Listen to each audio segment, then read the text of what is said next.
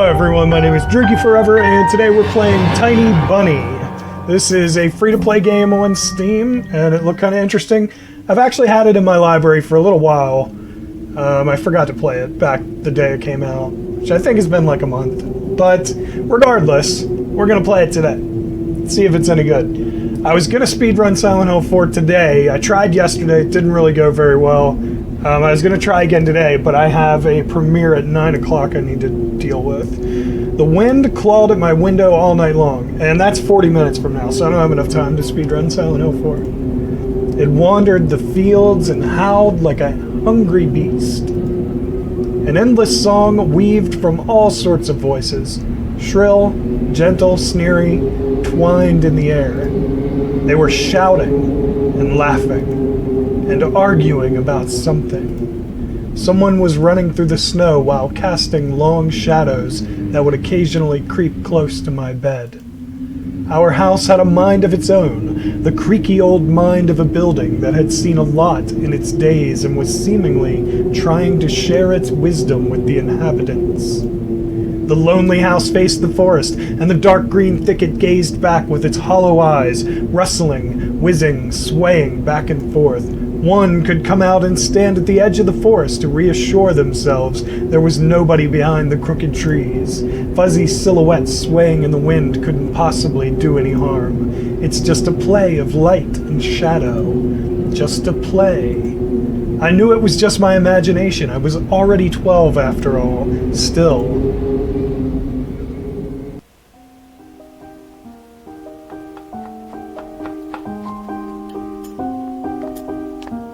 Hey, put away your book. How many times have I told you not to read at the table? It's bad for your health. Look at how slouched you are.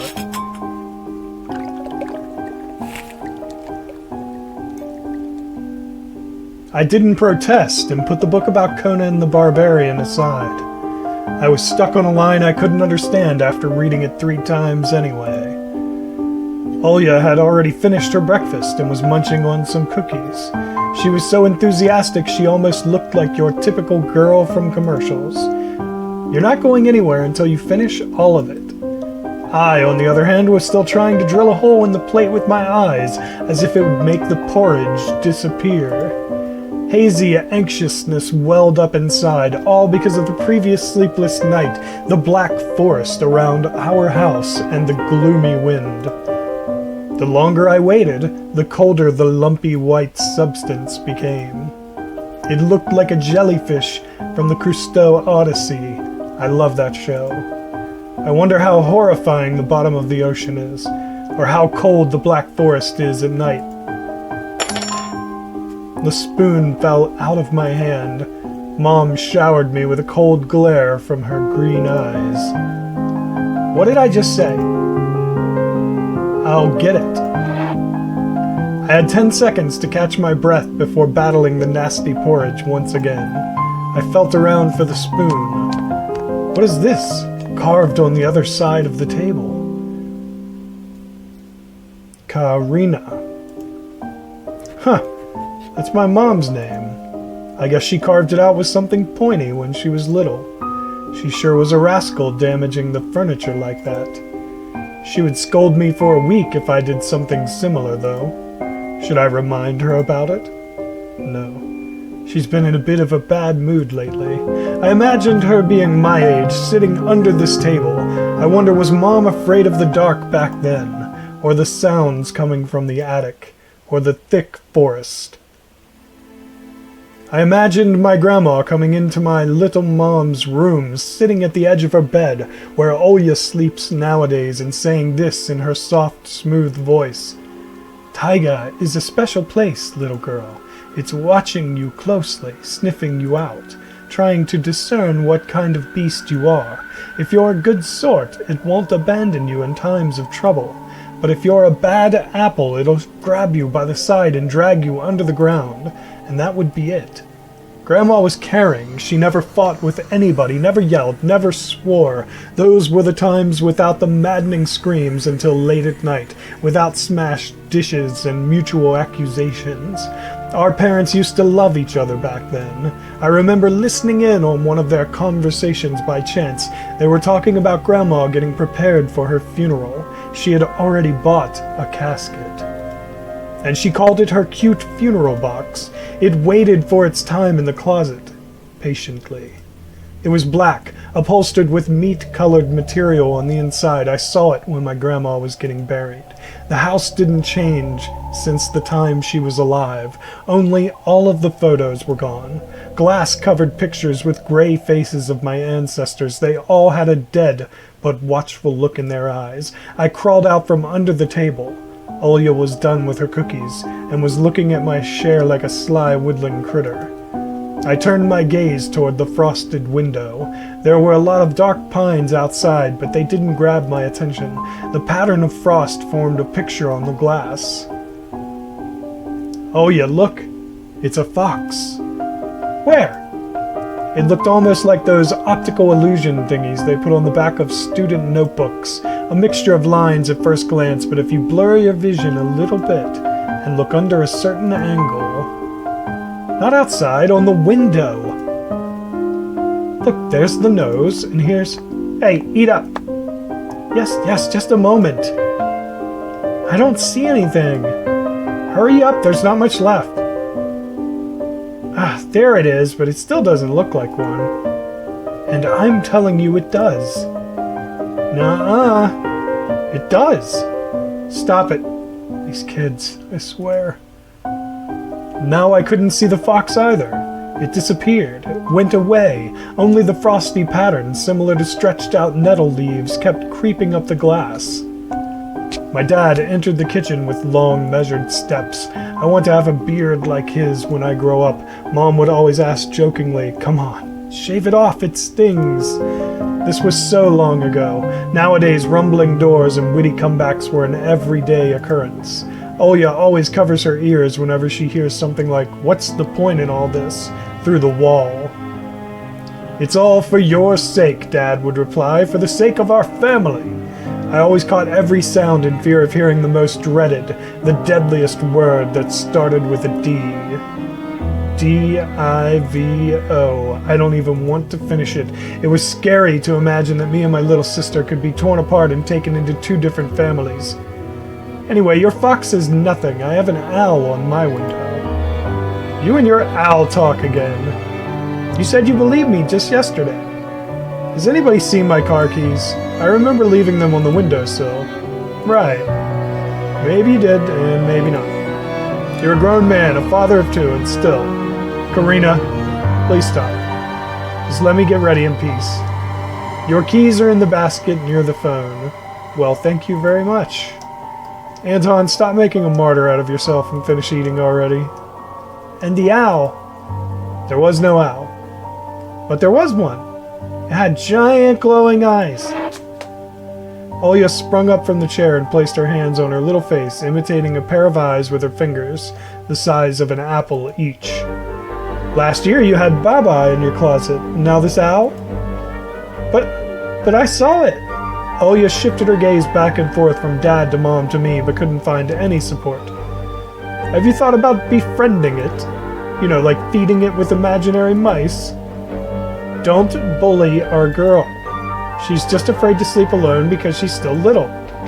Olya pouted her lips in rebellion and rushed into the hallway. The staircase that led to the second floor creaked. Mom gave Dad a strict look. Oh, that look in her eyes, it's so uncomfortable to be pinned under it. Dad just snorted in reply and left, ringing with the keys he just found. A minute had passed and the theme song from The Little Mermaid echoed through the house. It was stored on incredibly worn-out cassette tape, which Dad already had to glue together once. It's so easy to fix objects by gluing them back together, for example. But how do you fix a relationship? Mom moved to the living room, and I was left alone, anxiously stealing glances at the window. Olya had trouble sleeping ever since we moved to this house. She would toss and turn or curl up into a ball under her blanket. Sometimes she would jump up in the middle of the night and turn on the VCR. Cartoons helped to take her mind off all the troubles we had with the move and our parents. And then Olya said she saw that giant flying monster outside her window. She became obsessed with it. Our parents did everything in their power. They tried every little trick to get rid of those ridiculous fears. Olya refused to sleep alone and didn't believe that the owl was just one of her nightmares. After tonight, I was unsure what to make of my sister's words, what to think of it myself. Can nightmares be infectious? Just last night, I couldn't get a wink of sleep and ended up thinking of what to expect in my new school. There were a couple of days left before the beginning of a new term. My imagination drew long, twisting hallways that led to a classroom full of kids, but all the students behind their desks were simply dark figures cut out using a template. Circular holes gaped in the middle of their faces, and pairs of eyes blinked inside those holes. It was as if some completely different creatures were looking at me from behind the flat, black silhouettes. Their cruel glares, filled with icy sneers, made me shiver from head to toe. Will I survive here? Won't they gang up on me and beat me down, stomp on me with their bloodied shoes? The damn school can burn for all I care. I just wished for anything to happen to it. Doesn't really matter what. I didn't want to go there that badly. I didn't want to see people who are just itching to smack me on the head, trip me up, think of a new offensive name for me worse than the previous one. I felt like the glasses I wore made me an outsider or some sort of a monster. My gaze slid across the drawings hanging on the walls. I couldn't consider myself a great artist, but Olya begged me to hang them. Drawing was the only thing that made me happy as of late. The small circle of friends I had also enjoyed my paintings, and they promised to call me from time to time. The small circle of friends I had also enjoyed my painting. Okay, let me take a drink real quick, guys. This is a lot of reading. I'm not used to reading this much, or talking this much. Sometimes I imagine Mom picking up the phone and saying in a cold voice, "You've got the wrong number," or "Anton is not around." Anton is not around. I imagined my future classmates lying in their beds just like me, listening to the howls of invisible werewolves outside their windows. Maybe my new classmates will like me after all. But who would ever like a boy with thick glasses? I mean, my dad used to wear glasses when he was little. And now he's married to the most beautiful woman on the planet, my mom. The house creaked, pressed by the wind. The condo we used to live in, a 9-floor concrete building, buzzed with the neighbor's drill, mumbled with a TV set from behind the wall, cried like a baby from the big family next door. Our current house, though I can't really call it new, was completely different. It was silent and easy-going during the day. Its shadows lay dormant in the corners, on the closet cobwebs, and under the stairs. But they all woke up during the night. Something was watching me from every corner, almost as if the old photos of my deceased family, with their ashen eyes, were hanging on the walls in place of my drawings. The floor was squeaking, rusty drains were moaning, the attic was occupied by noisy drafts. One could think the house was performing some sort of demonic melody, and then I realized I was, in fact, hearing music. It was already playing for a good while. Somewhere at the edge of my perception I could hear a flute. It was mixed in with the sound of the wind, of the creaking old house, and my thoughts too. I stood up and rushed to the window. I wanted to reassure myself that this music was nothing more than a product of my imagination. It's not like someone is playing it there amidst the cold, snowy night, right?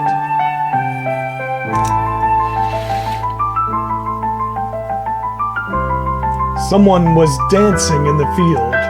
Black silhouettes I could barely make out, with the dark forest as their backdrop. They jumped around, basked in moonlight, bumped into piles of snow, rolled around and crawled on all fours.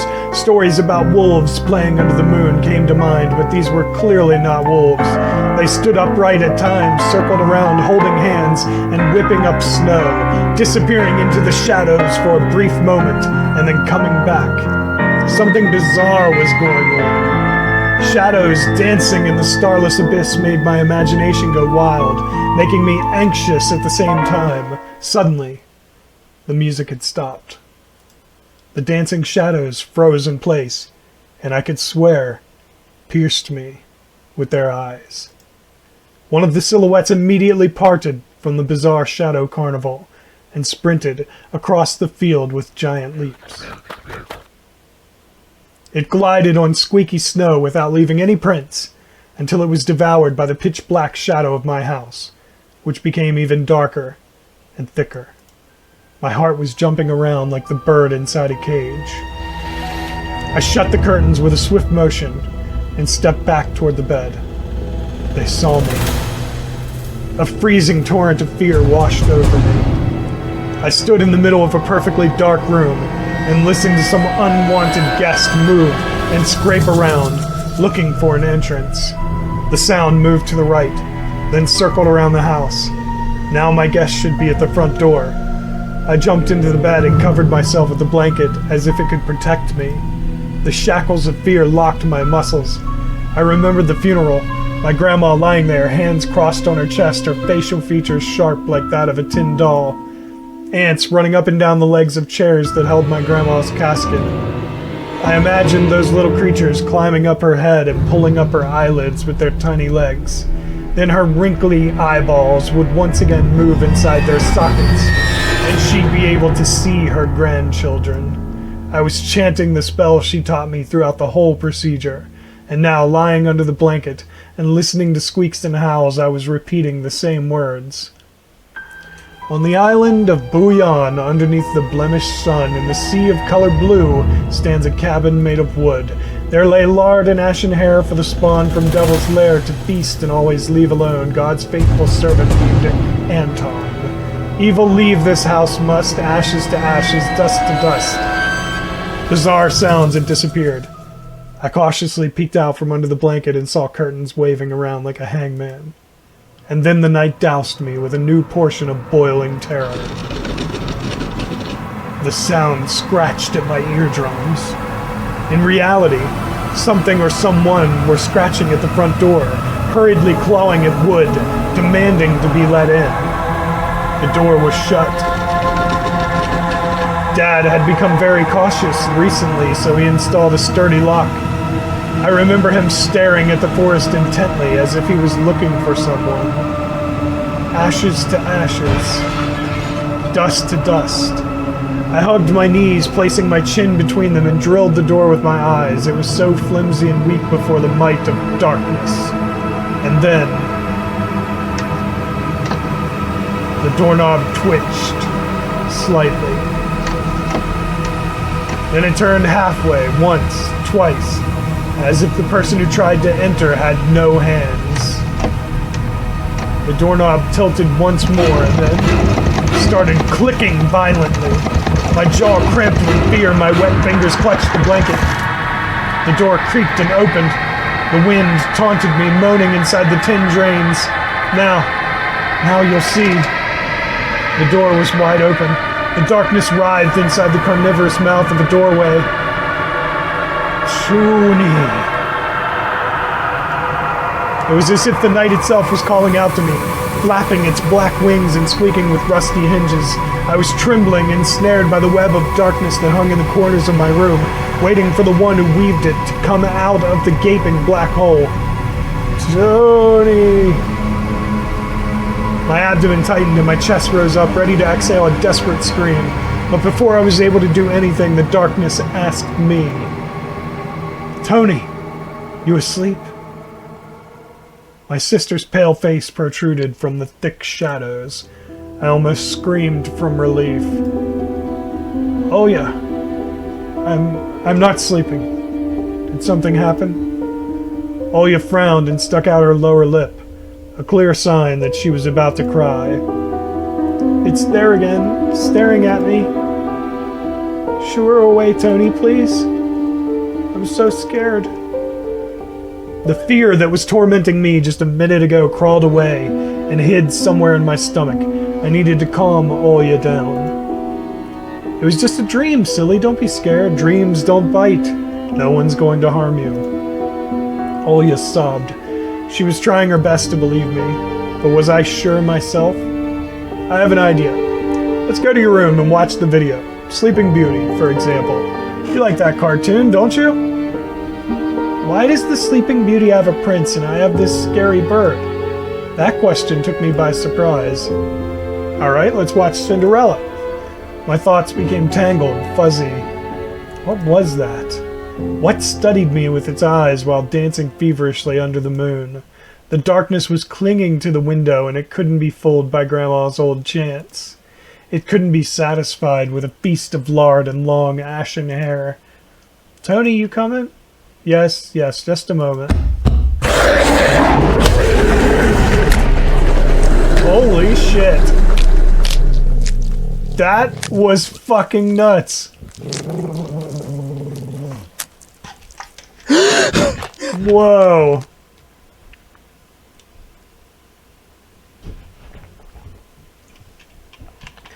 Alright, sorry, I had to... That's why I didn't want to laugh at Olya and her ow in the morning. Who could be visiting us here in the middle of nowhere? We don't know anyone around here.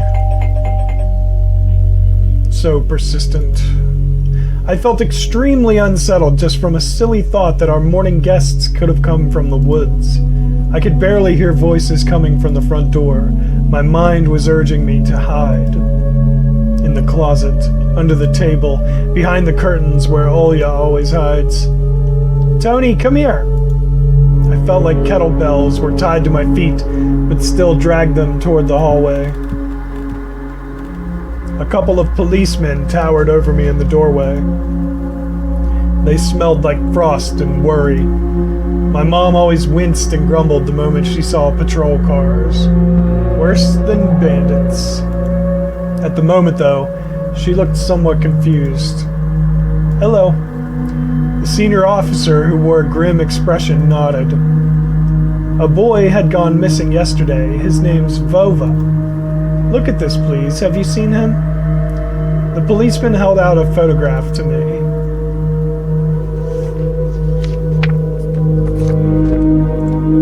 There was a ginger boy around the age of elementary school, pictured with a wall carpet as the backdrop.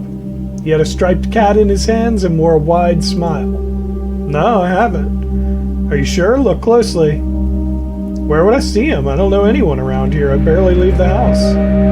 Well, maybe you've seen him from the window. That's right, your windows look straight at the forest, don't they? The window... No, I haven't seen anything. I see.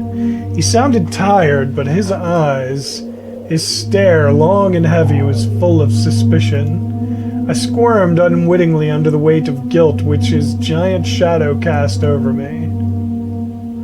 The policeman finally tore his eyes from me and glanced over the hallway, the stairway, and the cracks in the ceiling, which I haven't noticed before for some reason. How do you like your new place, by the way? Getting used to it? Bit by bit. It's just our little daughter misses the city a lot. Misses the city, huh? The locals been treating you well? Yes, everything's alright. Thank you.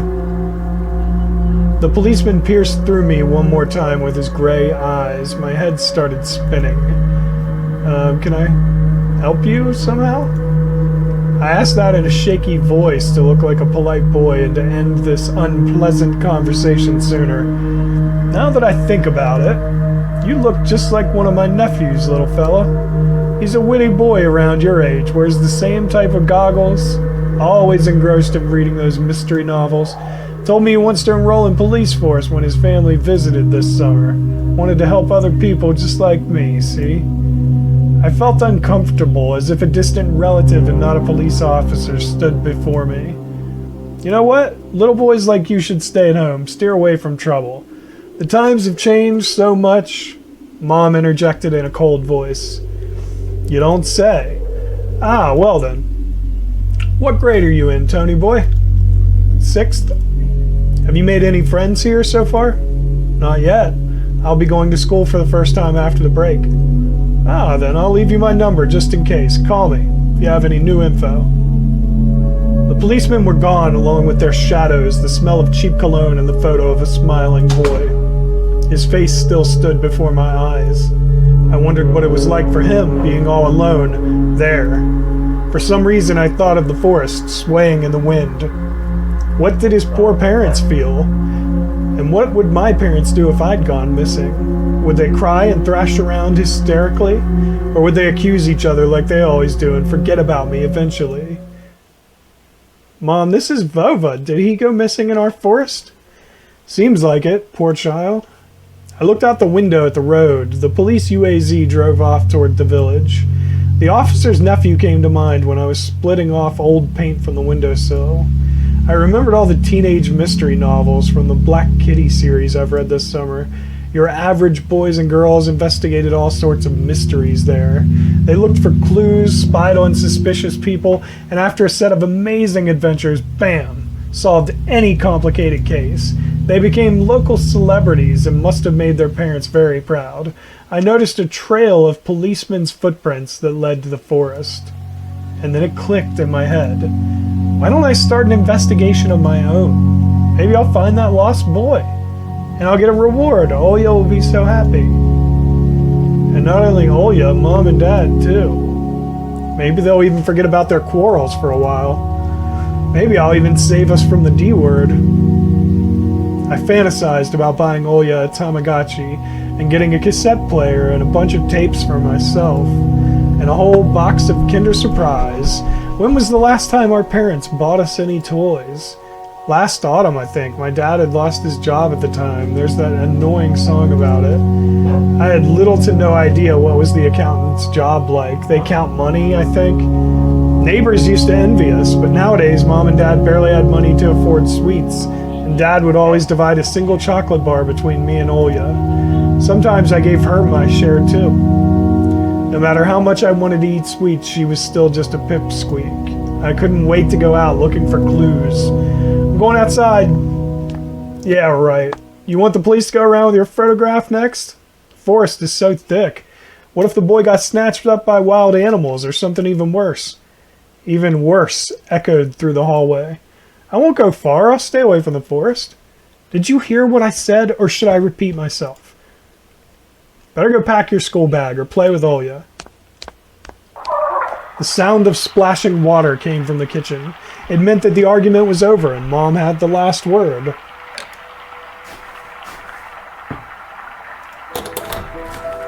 Dark, stuffy closet. Smells like mice.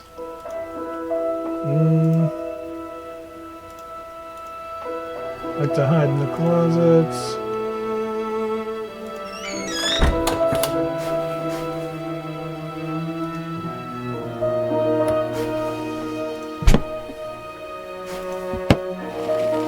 Grandma kept ice cream, but now it's only meat. Okay.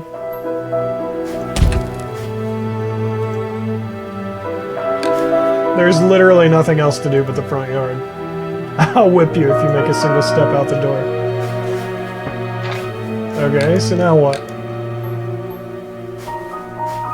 I tried everything.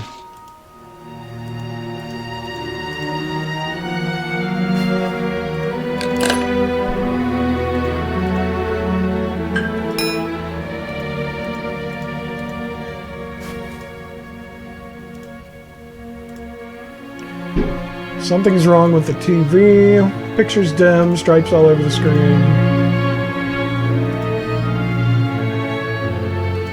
Oh, okay. Something about his console. Alright, on left.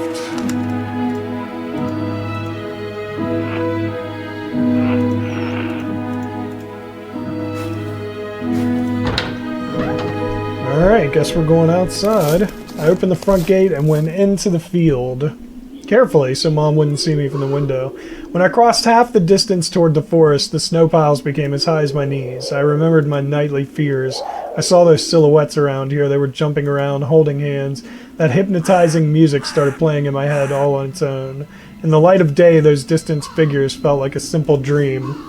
The sun turned my nightmares to ash, but the aftertaste was still there, distant ringing in my ears, distorted shadows crawling on the snow alongside me, and a barely audible whisper in my head, blurry and almost kind. Everything was silent, so silent I felt like the world was totally empty. No ground, no sky, no parents, no Olya. That time reached its limit, a one-way trip that ended at the forest's piney stockade. Sometimes silence was much scarier than any scream. Our parents would scream at each other while arguing, and both me and Olya turned to stone, listening to them. But then always came the ringing silence. Our apartment became numb a couple of days before we departed. It was hard to remember the last time Mom and Dad joked around, laughing, or spent time together, almost like all of it was in a previous life. When they kissed with Olya present, she always frowned and snorted in a funny way, but one day it all changed. Something important had left our home, and something scary filled the remaining void. It was as if a fire broke up and our parents were hurriedly packing our belongings, trying to save themselves and us. From who, though? From the people with dead cold eyes who sometimes visited us in our previous home?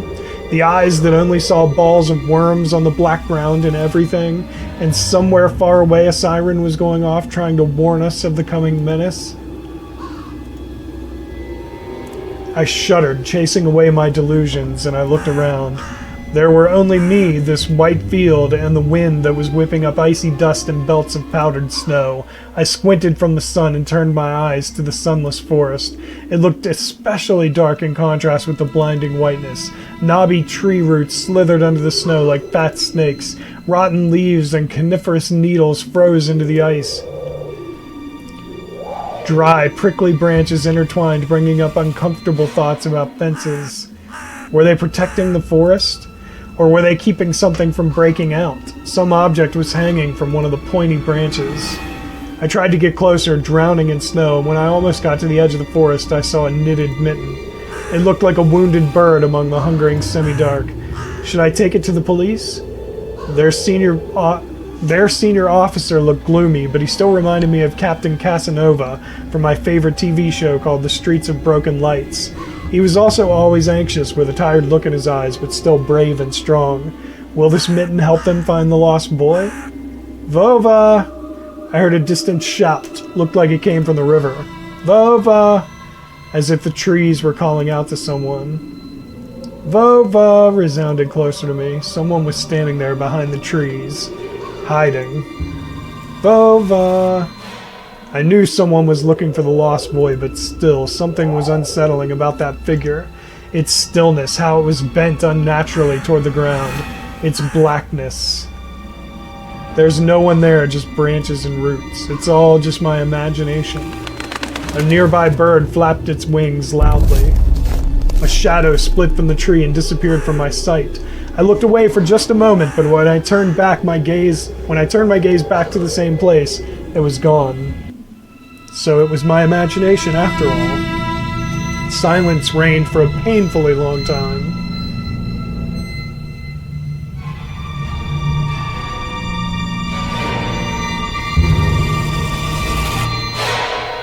My muscles were tightly sprung, my heart was beating somewhere in my throat. Any noise, any little movement, any small whisper from the thicket, and I'd sprint. But nothing of the sort happened. I looked at the mitten once more.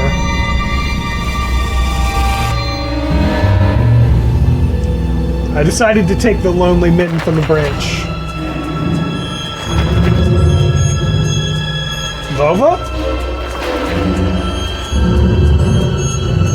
A shout rumbled across the field and dissolved into the distance. No echo, no hope for a reply.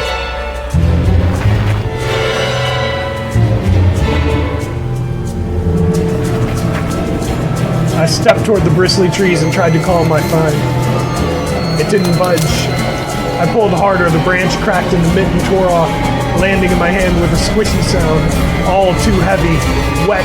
I squeezed it without thinking, and something dark spilled from it, forming a tiny string between the mitten and the snow. Steam rose from the snow pile.